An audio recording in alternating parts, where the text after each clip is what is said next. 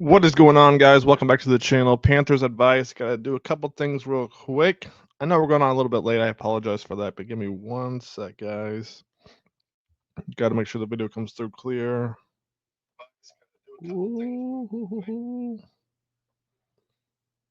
Dan and Brent, worked with the agent and talked to them, and we felt like this was the best.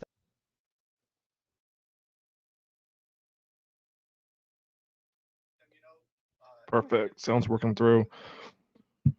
Alrighty. What is going on, guys? Welcome back to the channel. Panthers Advice. All right, give a few minutes to see if anybody's up this late. I know it's a little late.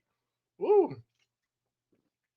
All right, we got a few people up. We got a few people.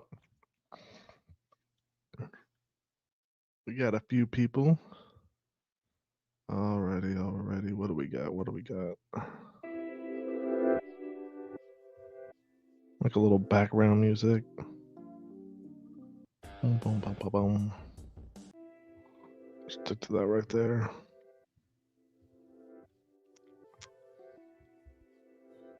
Boom, boom, boom, boom, boom.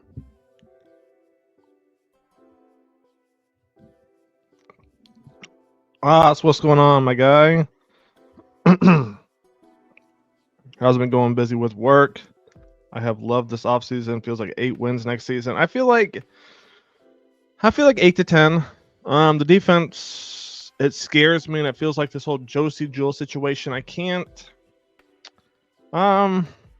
decide my true feelings on that one. Like the concussion thing, man, that sucks, right? If he's still from week 15 was December, and he's still experiencing symptoms 6 months later.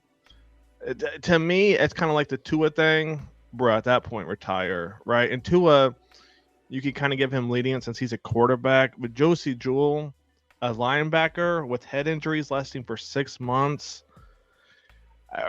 bro, you might as well call it, dude. I mean, he's 30, 31 or something. Man, that's a tough situation. VS, so hype we were coming back, or sorry for the upcoming season. We are so back. Oh, 100%. 100%. I mean, everybody's starting to talk about the Panthers. I feel like we actually have potential on the team. For a while there, it's kind of like, okay, LaVisca, DJ, I was like, there was potential there, but DJ was always hurt. And then LaVisca with Frank Reich, it was like, it never worked, right? I got 10 plus ones. Our schedule's a joke. We have 4 actual. We got to get the I think we got to make sure that offense clicks. I think the offense. I mean, let me see. Who do we start off with? Right, because I mean we have the team. We got Jaguars, Cardinals, Falcons, and then Patriots. So I mean, week 4, week 5 is going to be interesting. Patriots and Dolphins, right? That's going to be the big test of the secondary. Because Patriots, they've got some receivers. Dolphins, we saw what happened a few years ago when we played them, right? So week 4, week 5 is going to be the big test, I think. Defense scares me. I would like to Trey Brown. Yeah, I mean, I will say this, right? I don't know why we're not trying to build up that secondary at all lately, it feels like, but they're not doing anything stupid, it feels like, Dave and Dan, right? They're not going out and they're not being desperate, right? So I do appreciate that. I do wish they'd build that secondary up a little bit, right? But the other thing I thought about was this right here. If Josie Jewell's been having these problems for the last 6 months, this had to have been in the back of their head, and they still didn't grab an inside linebacker, right? That shocked me a little bit. Right. I love the energy is back. Talking about and I don't want to go quite 2015 yet because I feel like we're skipping quite a few steps, right? But I mean, maybe I don't know if we're there yet. Because here's the other thing to think about, right? You got to think about Icky and Taylor Moton. How well are they going to do, right? So we know we're getting Robert Hunt, Damian Lewis, but the problem is they're the guards, right? They're not the outside guarding the edge, right? So It's gonna come down to Icky, right? How well can Icky do blocking Bryce's blind side? That's gonna be the interesting one. Dolphins are Dolphins are dead, but it's just that secondary, man. Just week 5, hopefully we're still 100%. Dolphins, Cowboys, Jets, Bills. That's a tough little stretch right there. I'm not gonna lie. Damn. Um, yes, I mean, I get the whole releasing him thing. It shocked me, right? And that's why I'm like, I go back and forth on like everybody else. It's like they're gonna be out for a certain amount of time, however it may take, right? And it's like Josie Jewell. I would think probably the starting linebacker, the mic for the team, and he's not. They're just gonna release him, right? That shocks me a little bit. I don't know. Defense still a question mark. It all depends if we can get pressure. If we get pressure, we're straight, I think. Well, we're only going to get pressure if we're actually scoring. Otherwise, teams are going to potentially run on us, especially considering what we have in the middle right now. I'm not worried about the offense. I think offense is going to be our greatest strength this year, assuming no injuries, of course. Yeah, because I mean, the offense last year with Thielen, Coker, Leggett at times, I mean, they did their thing, right? And then you had Chuba by himself. Now Chuba has actual help in the backfield. Who impressed you the most? I'm not gonna say like it's hard to say without pads who impressed me, to be honest with you. I mean, I saw the clips and everything going around. Let's take a look. Let's jump into this thing. Let's get it started real quick. So we got the DB drills right here. Who I'm really looking forward to watching is the safety position, right? The safety position, and then they talked about Princely. Actually, run that back. Am I missing something? Am I just having like a brain fart? Who's number 5 out of the backfield? Like, am I just not thinking clearly right now? Because at first I thought it was Trevor, but it said Trevor Etienne was like number 22 or something. Who was 5? Let me know real quick. JJ is having me scratching my head. That isn't. Yeah, and here's the thing: when Josie Jewell was with the Broncos, Josie Jewell was a dog, man. He was a beast. And he came to the Panthers, and I felt like we got he was almost kind of like a rated R superstar in Denver, and then we get like the PG-13 version of him. Oh, Rico's number 5? All right, appreciate it, Dots. Appreciate it.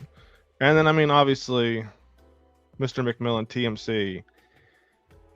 He looks good. I'm not going to lie to you. TMC looks good in practice. I'm not going to lie. I just don't want to put too much hype on him as a rookie because that's not fair to him, right? So I don't want to hype him up too much. But, God, he should not be able to do what he does, man. I have a video coming out on him.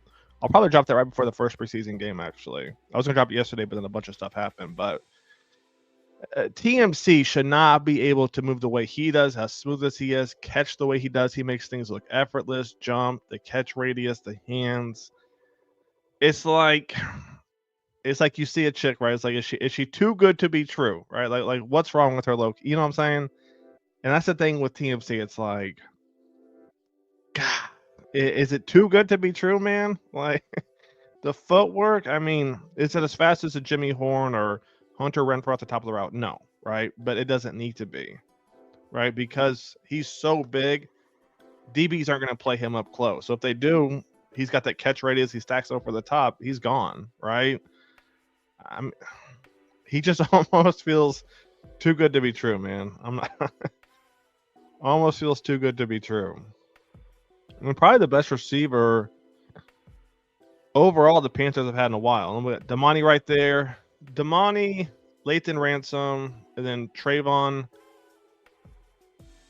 That's going to be the other thing to watch on defense, right? So if we let up the run, it is what it is, right? But so many times we got beat over the top, and that's just because the secondary wasn't in place ever, right? Like safeties, DBs, even JC Horn at times, Mike J at times, just weren't in place, right? Communication sucked. What else we got? T-Mac can get Rookie of the Year. Who knows what could happen? We also got Adam and XL. And XL, I hope they start bringing him in. It's like, okay, certain scheme packages where it's like, we only need you to do this, right? We don't need you to do anything else. Just do this for us right here, right? Just get his I feel like he rides on confidence so much. If you can get XL's confidence up, I feel like we're going to be cooking, right? But you got to. It's almost like I watched an Anthony Richardson game the other day, right? Because I was like, how bad is Anthony Richardson? And it's not great, but the coach did great, right? They started him off with screens, right? Wide receiver screens, a little halfback option route, just to get his confidence up, and he still struggled, right? So I assume they're going to do the same thing with XL.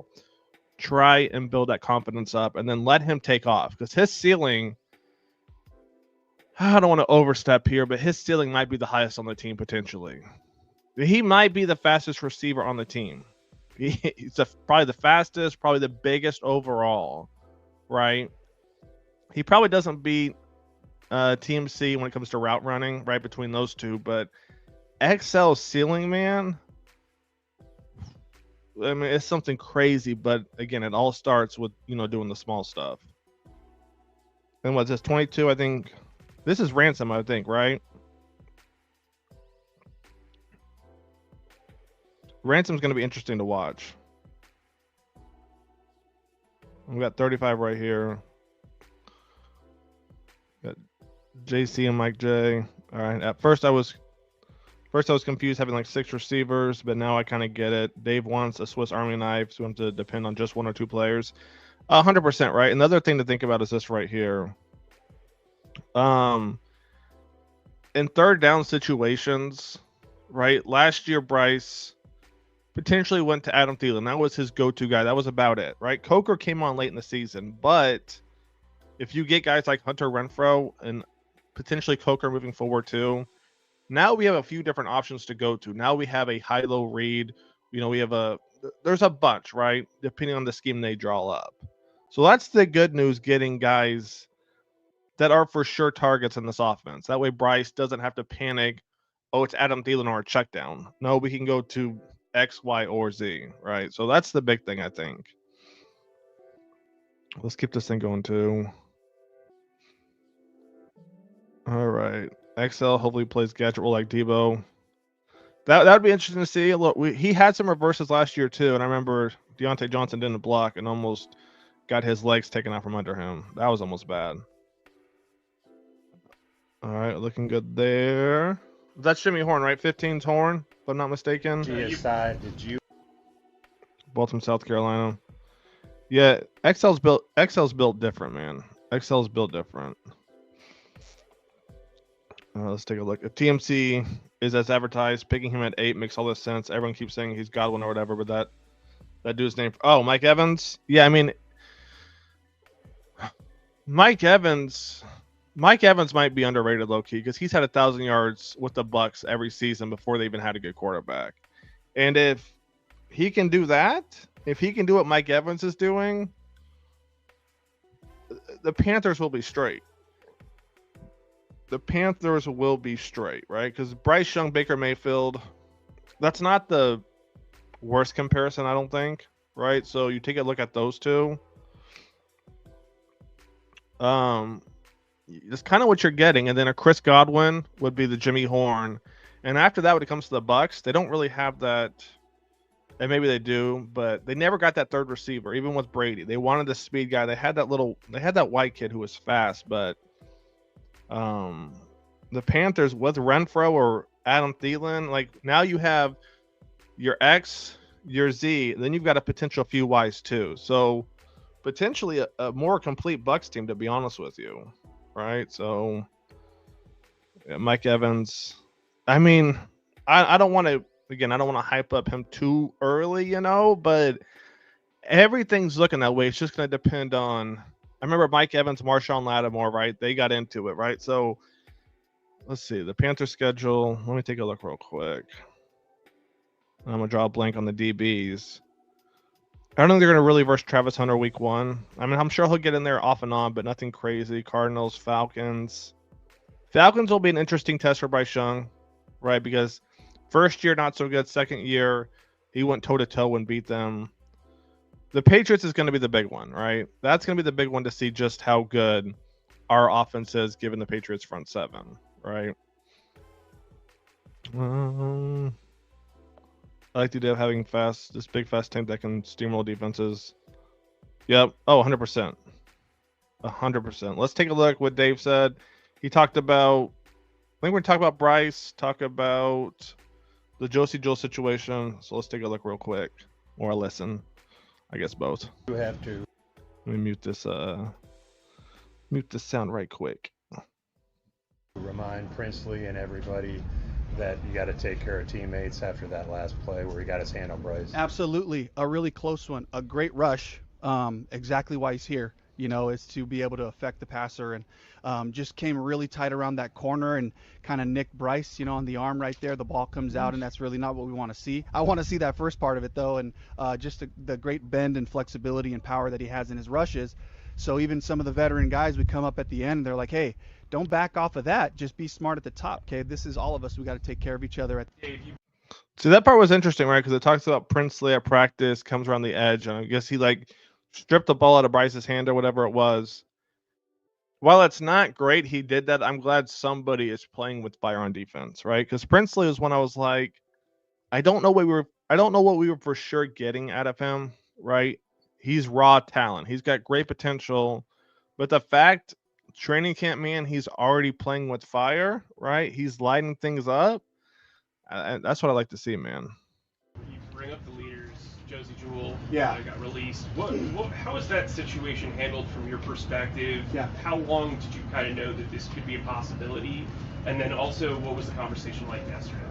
Yeah, I mean, we had to adhere to the normal concussion protocol, which we did. We did all that. It's a big loss, definitely for us from that standpoint, And then as far as the rest of it, we just kind of had to take it at Josie's pace, and with all the specialists that were working with him, Dan and Brant, worked with the agent and talked to them, and we felt like this was the best outcome right now.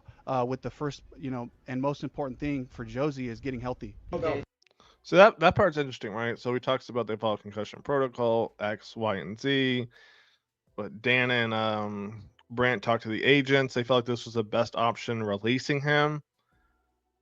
In what world does that make sense? Like, this is the best option, right? I don't know. Maybe I'm like, let me know in the comments if I'm missing something. I just don't feel like I feel like that's the worst option for him unless he's gonna move on.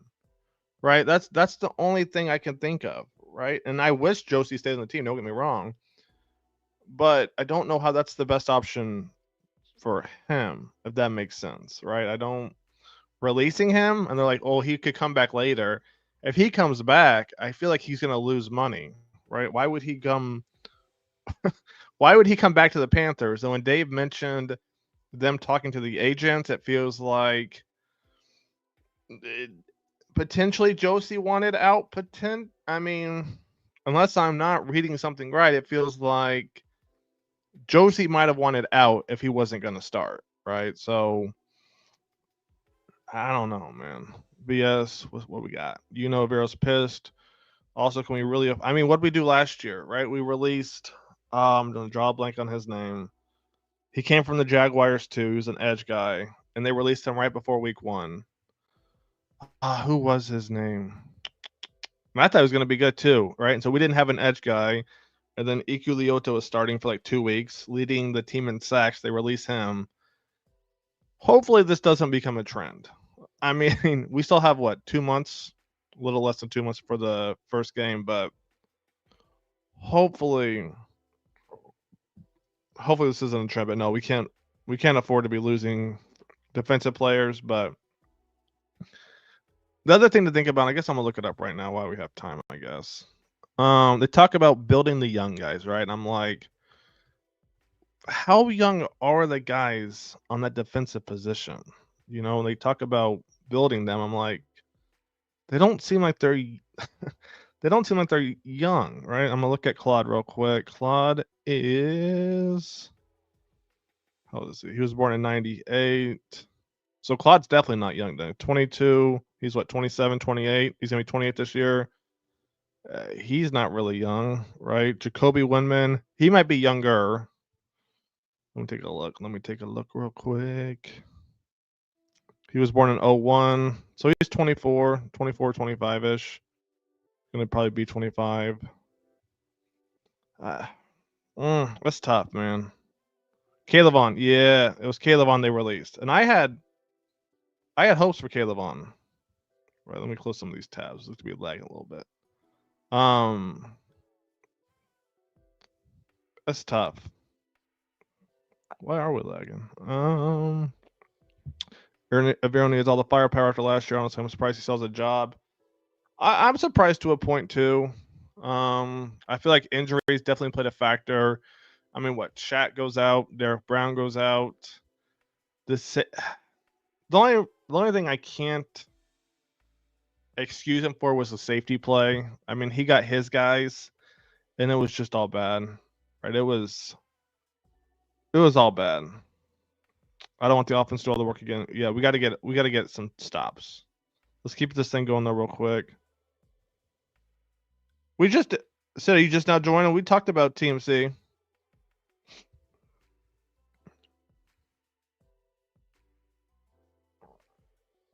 Bryce today that you didn't know this time of year ago?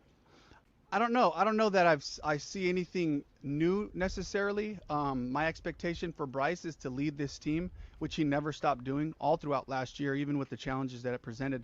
Dave, Damani had that pick earlier in practice. How much has he kind of grown from last year, coming in as an undrafted guy, to being a guy who's competing for a starting job? You know, he's got a knack for the ball. It started last year, you know, so he shows up again on the first day with an interception on a ball that was slightly overthrown there, and he went, you know, from the middle of the field and made a great play on that. But I think, again, it's kind of goes to the same thing. It's watching him communicate. I think if you're asking for one specific thing, it's watching him talk. He's got to be connected with the corner, the nickel, the calls that are coming with motions and all those things. And I think that's probably the biggest growth that I see from Damani is his level of comfort in our system. Princely, it looked like he kind of jarred the ball loose. So, I mean, Dave talked high about Damani. So, Damani, I mean, you got Damani, you got Trayvon, and you got Lathan, right? Those are the main three.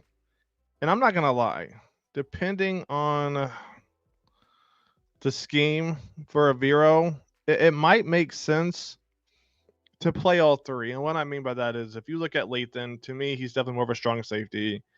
I think Trayvon's a more athletic version of Lathan potentially.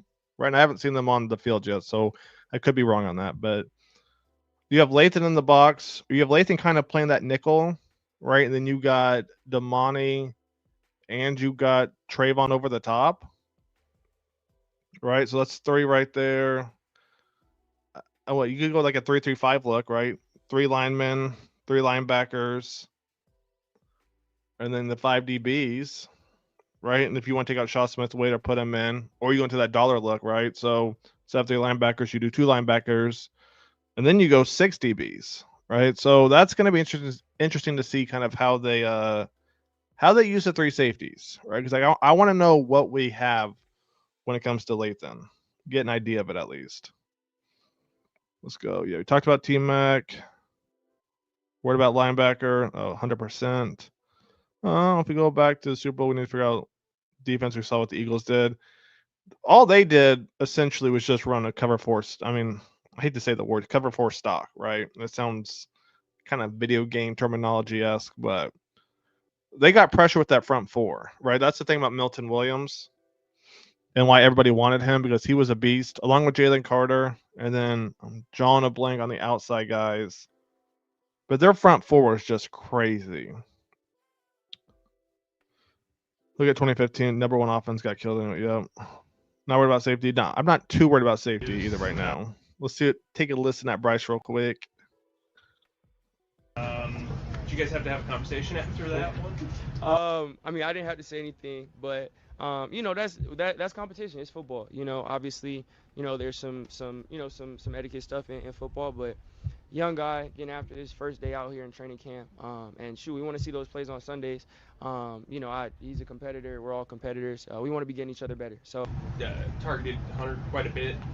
He's obviously coming back after a year away. So this is going to be interesting because they're going to talk about Hunter Renfrow in a second. Give me 1 sec.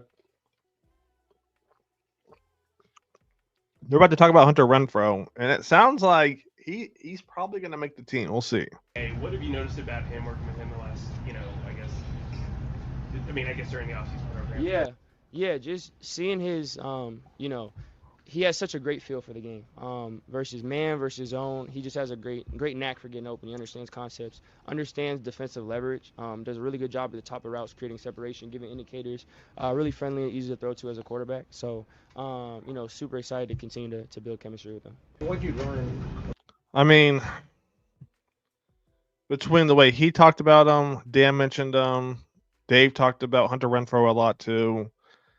I gotta think Hunter's probably gonna make the team, right? To be honest. Now I don't know how many receivers they're gonna have on that final 53, but I gotta think he's gonna be one. Thielen's gonna be one. Coker, Leggett, teams. I mean, we'll see who else. I mean, and then there's more, right? Will Moore make the team? I mean, they just gave him that contract, right? So that'll be interesting to see. Hunter will make the team.